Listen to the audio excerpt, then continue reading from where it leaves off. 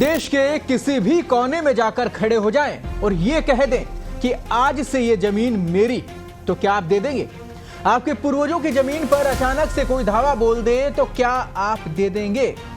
पर हो तो यही रहा था। जी हां, नमस्कार दोस्तों, मैं हूं आपके साथ कृपाशंकर शर्मा। जब नमाज पढ़ते हैं, रजिस्टर्ड है, डॉक्यूमेंट है, उस पे कोई हस्तक्षेप नहीं होगा।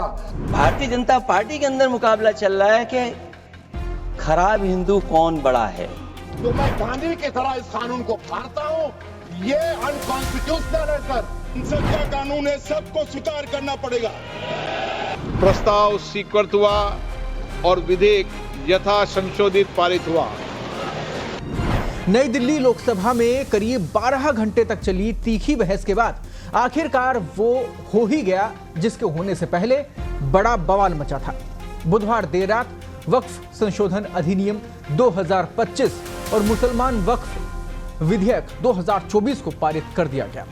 संसदीय कार्य मंत्री किरेन रिजिजू द्वारा पेश किए इन विधेयकों को 288 वोटों के समर्थन और 232 विरोधी वोटों के साथ मंजूरी मिल गई। अब इसे राज्यसभा में भेजा जाएगा। वक्फ अधिनियम 1995 2013 में जो कि संशोधित था, उसमें लगभग 40 संशोधनों का प्रस्ताव रखा गया था, जिसका उद्देश्य वक्फ संपत्तियों के प्रबंधन को आधुनिक बनाना, कानूनी विवादों को कम करना और पारदर्शिता लाना है। विपक्ष का कहना है कि आज मुस्लिम, कल ईसाई और सिख निशाना बनेंगे। देखिए, वक्फ संपत्तियों को लेकर अक्सर विवाद होते रहे हैं। इसके चलते कानूनी लड़ाई, सामुदायिक चिंता भी बनी। सरकार ने बताया कि सितंबर 2024 के आंकड़ों के अनुसार 25 राज्यों और केंद्र शासित प्रदेशों के वक्फ बोर्डों में 5,973 सरकारी संपत्तियों को वक्फ संपत्ति घोषित किया गया। इसको लेकर केंद्र सरकार के पास भी लगातार शिकायतें पहुंची और आखिरकार ये विवाद बढ़ते चले गए। सबसे पहले आप देखिए कि देश में कौन कौन से विवाद है, फिर आपको बताएंगे कि इसका गठन कैसे हुआ, क्यों हुआ और ये विवाद कैसे बढ़ते चले गए और आखिरकार अब सोल्यूशन क्या है।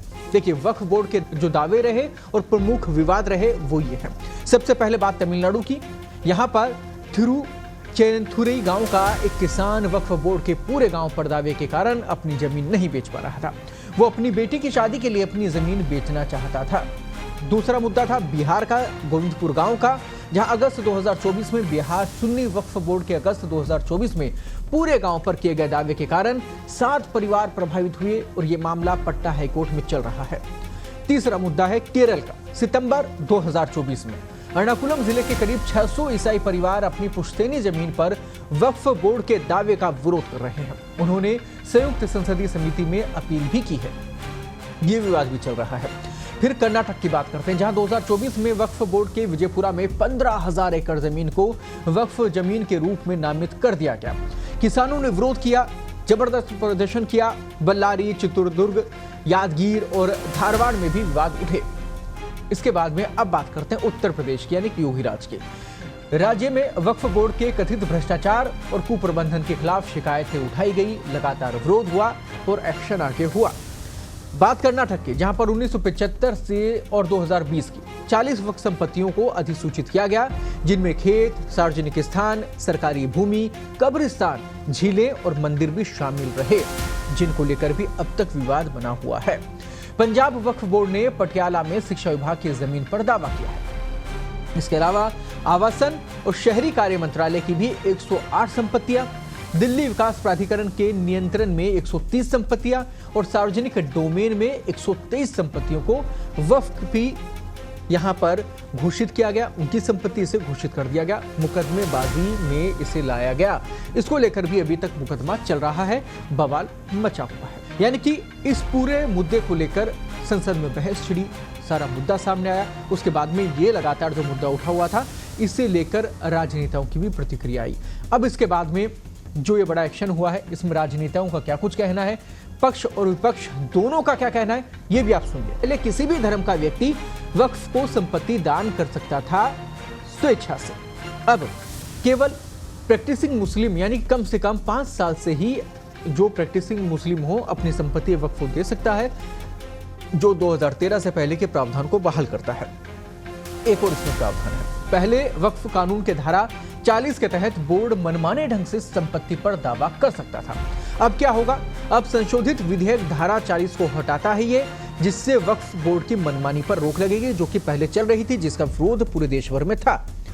एक और जो इसमें अहम मुद्दा शामिल है, पहले क्या होता था कि वक्फ की संपत्तियों पर 58,000 से अधिक अतिक्रमण के मामले चल रहे हैं, जो अभी तक पेंडिंग है। अब क्या होगा, केंद्रीकृत डिजिटल पोर्टल वक्फ संपत्तियों को ट्रैक करेगा, जिससे बेहतर पहचान, निगरानी और प्रबंधन सुनिश्चित हो पाएगा।